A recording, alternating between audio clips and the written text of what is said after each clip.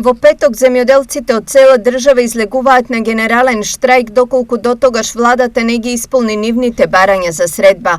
Ова денес тие го порачаа од протестот на лозарите кој се одржа на патот Неготино-Скопје. За 3-4 дена петак ако не навикне, пошто другата недела веќе ќе почне бербата по 10 дена. Ако не навикне, ќе блокираме во цела Македонија. Пошто сега е нашата мака на лозарите, ќе ни дадат подршка и они во Прилеп, во Кочани, секаде, во исто ден, во исто време, ќе блокираме секаде во патишта, така да белки ќе бидат приморани да навикнат во Скопје. Што повеќе се искоренува земјоделието, цените се повеќе паѓаат. Дали некој има некоја агенда за да се намали, да се уништи земјоделието, не знам.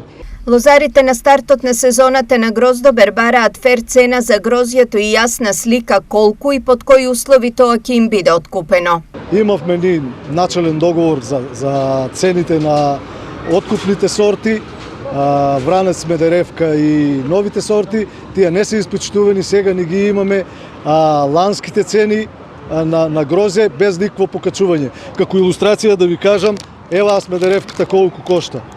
Една лижалка.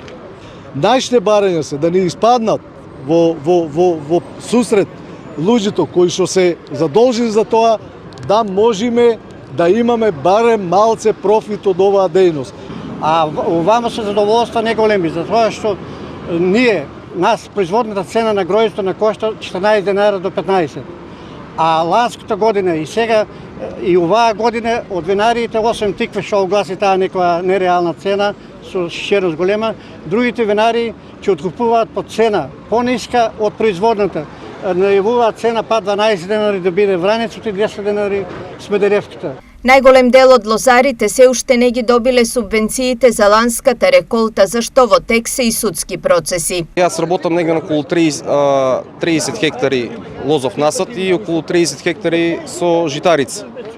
Лани занесив грозје во Сковин, винаријата, негде на вредност на 10.000 евра и уште не ми се исплатени субвенциите. Имаме тужено и тужбите уште не се реализирани од март месец и нема наплата. Поддршка за барањето, но и најава за генерален штрајк пристигна и од оризопроизводителите кои солидарно заедно со лозарите денес беа во Неготино. Ние оризарите сме дојдени тука на нашите колеги лозари да дадеме поддршка, да изразиме солидарност. Земјоделската политика во државата е насекаде катастрофална, затоа мора сите заедно да се здружиме и да бараме спас за земјоделието во државата. Пред само неколку денови производителите на ориз го блокираа патот Штип-Кочаника и Облешево во барање за повисоки откупни цени на оризовата арпа и белиот ориз. Незадоволството на лозарите е втор голем протест на земјоделците за само една недела, а поддршка за блокадите во петок веќе стигнуваат и од други земјоделски здруженија.